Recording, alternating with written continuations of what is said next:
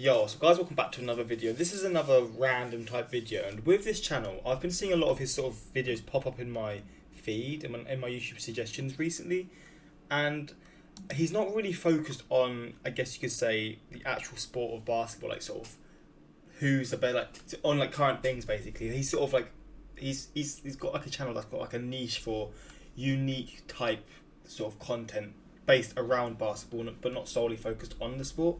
So I might start doing reactions to this guys on my second channel and just do random videos, because I see he does a lot of these types of videos. I just don't know if many people would like to see this sort of stuff a lot. But we've got this video today at least, and this one is most embarrassing moments in NBA history. LeBron James, Paul Pierce, J.R. Smith. I'm guessing it's going to be other players as well. And yeah, like I'm not too sure what it's going to be. Maybe it's going to be like players doing some bad. I don't know if it's going to involve the actual playing, or maybe they're going to do something like, I don't really know, to be honest. We're going to see maybe it's like a really stupid celebration or something. I'm not too sure. But let's check this out and see what's in this video. And if you guys are going to enjoy this, I might do more of this on my main channel, or I might do a lot of these sort of videos on my second channel, depending on how people take this. But yeah, let's give this a watch and see what some of these moments are like. NBA history, there's been plenty of embarrassing moments big name players no. want Look at his hairline, fuck me.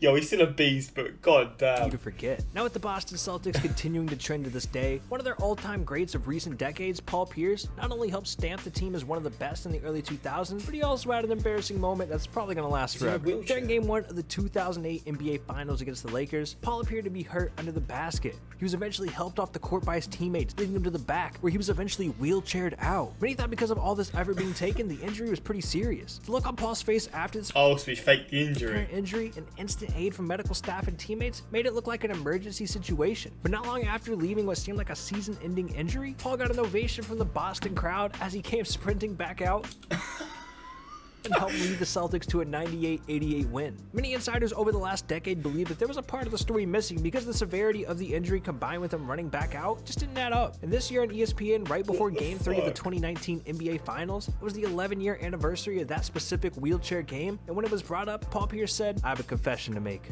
I just had to go to the bathroom." And when Chauncey Billups asked why he needed a wheelchair for the bathroom, Paul said, "Something went down. I had to clean up."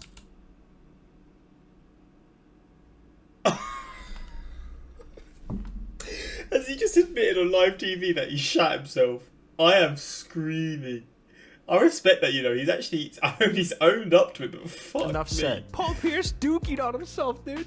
After the guys clowned on him for a bit and the millions of people watching the finals had seen Pierce admit his confession, Pierce tweeted out and said, "Sorry to bust y'all haters' bubbles, but the only pooping I did July 5th, 2008 was on the Lakers. Hashtag facts, hashtag haters gonna hate." Now, to no one's surprise, J.R. Smith makes this list, as he's constantly done. I love that. I don't love the fact that he shat himself. I just love the fact that he admitted throughout it. his career, and these embarrassing moments definitely play a factor as to why he's not on an NBA team today. Back in 2014, when JR still played for the Knicks, there was a time when he became one of the league trolls. JR went as far as beginning to troll players on the other team by untying their shoes when a teammate of theirs was shooting free throws. JR's first successful attempt was when the Knicks played the Mavericks, and JR untied Sean Marion's shoe during a free throw by Dirk Nowitzki. This wasn't specifically against the rules, but JR is a one of a kind, so of course he's going to be the one to do this. Now, the NBA warned Smith not to do that anymore, but just 3 days later in a game against the Pistons, JR decided to try and untie Greg Monroe's shoe, but came up unsuccessful when Greg realized what he was doing. A lot of people publicly criticized Smith for doing this, as it really made no sense at all. He obviously wasn't going to get away with it, and shortly after the second incident, Smith was fined a ridiculous $50,000 for untying shoes. Knicks coach at the time, Mike Whitson, spoke about his play. To be fair, that's absolute penny change to him, isn't it? And the whole untying shoes deal when he said, "I've always said I don't condone things that I know you shouldn't do. No, I'm not happy about this." He was warned. He comes back and he makes the same mistake. It's not right. I just got the information. I'm going to address it Thursday when he comes in here for work. It's unacceptable. It really is. It's unprofessional. That's the only word I could use. You can't do that. You just cannot do that. At the end of the day, he's got to grow up. These things have got to stop. Now, J.R. Smith addressed the issue on Twitter saying, "Huge apologies to my team, to the league, and most of all, you the fans." J.R. sat down with an interview with the Bleacher Report where they discussed many topics, and one question asked was if he cares about the fines, and he said, "I do care about the fines because it's a loss of money, but other than that, I like to have fun. I would do the shoelace thing again if there wasn't a fine, but now that I'm in my 10th year in the NBA, I take the game more seriously than I did when I was in my first 5 or 6. Now, if you know J.R. Smith, it also comes as no surprise that he he kept up his ridiculous antics throughout his entire career. Early in the 2016 season, JR and the Cavaliers were playing an away game against the Bucks, and with J.R. Smith in the game, he was supposed to play defense, but instead saw no friend on the opposing team and decided to dap him up. During that second quarter with the Cavaliers down 51-50, JR walked over to Jason Terry, and as he distracted him, it shook up the entire Cavaliers team, and JR's guy to defend was left wide open. Oh my fucking god.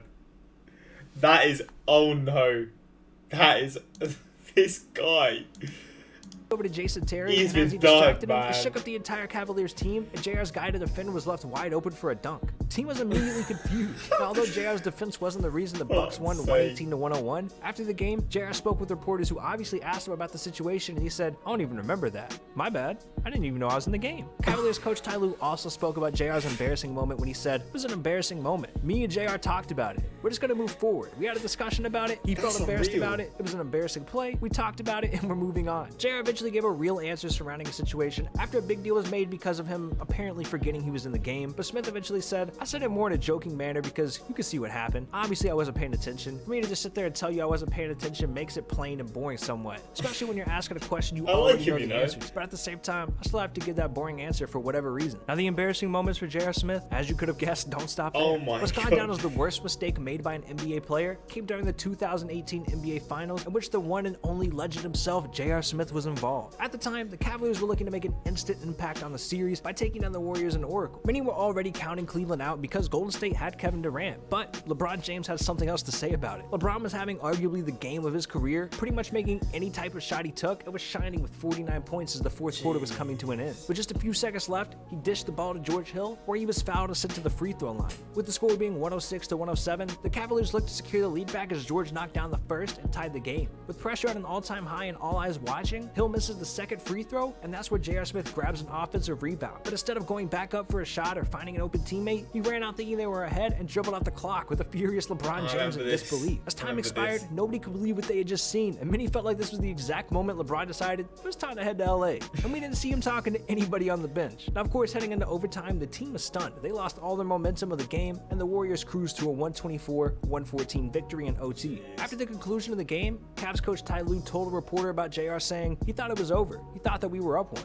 J.R. Smith gave many answers about it, some saying that he thought they were up, some saying that he didn't know, and so during LeBron's post-game press conference, a reporter asked him if J.R. thought they were up one. LeBron said, "How do I know that?" And then the reporter asked if he discussed anything with J.R., and LeBron said no. They asked me if I talked to J.R. about it. I said no already. I knew it was a time game. We were down one, George Hill went up, he made the first one, we got the offensive rebound, I thought we were all aware of what was going on. That's my view. I don't know what J.R. was thinking. He was deep, like he was pissed, and I mean, you can't blame him for this, because this is one of those moments that if he wins this, it could change like his perspective when he retires at the end of his career. Like having like every individual time you win, like the NBA championship, that's just an NBA ring. Sorry, that's just another sort of level that you're raised to. And although he is held in such high regard, that extra, like say they went on to win this series because they had obviously won this game, could have changed everything. Maybe it wouldn't though, because obviously the Warriors were incredible.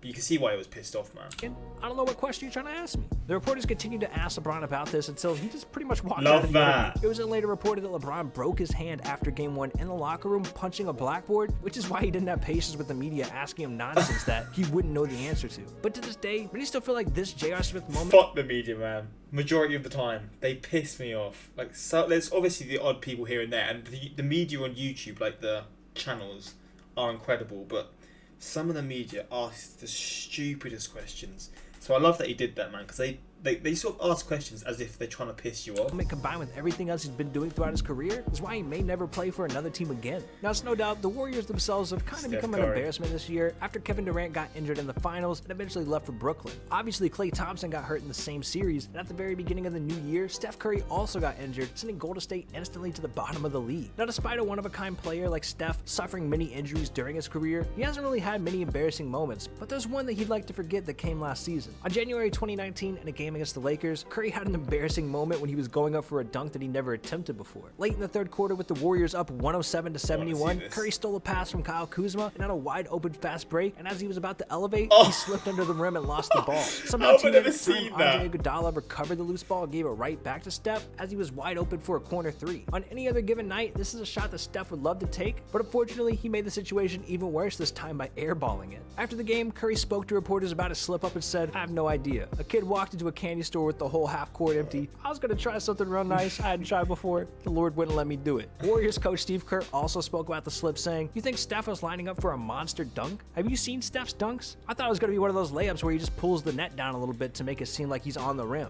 He's done a lot of those over the years. That was a tough moment for Steph. He's had a pretty good run so far in the NBA. It's gonna happen at some point. We all have our embarrassing moments in this league if you play long enough." Now, despite Lance Stephenson no longer being in the NBA, the effect that he's had on the league with his ridiculous antics will live on forever. You could argue that a moment back in 2013 is what made him so famous across social media during a critical playoff series. At the time, Lance was with the Indiana Pacers and they were going up against the stacked Miami Heat team. It was the Eastern Conference Finals. LeBron and Lance were going at it all series, causing headlines, and ironically enough, Paul George was the star of Indiana at that time, but many were paying attention to Lance Stephenson. The main takeaway from this series was when Lance and LeBron both had their hands on their knees and Lance started blowing in LeBron's ear during Game 5. This was something that many people questioned, as it was just a ridiculous way of trying to affect arguably the best player in the world at that time, and it continued to be a meme over 6 years later. However, back in 2018, Lance sat down for an interview with The Score where he explained why he blew into LeBron's ear back in the day. Stevenson said, "I don't regret it, but sometimes I look at it like, why did I do that? What made me do that? I was really trying to get him mad, like really trying to win the game, trying to get him like unfocused. I was trying anything.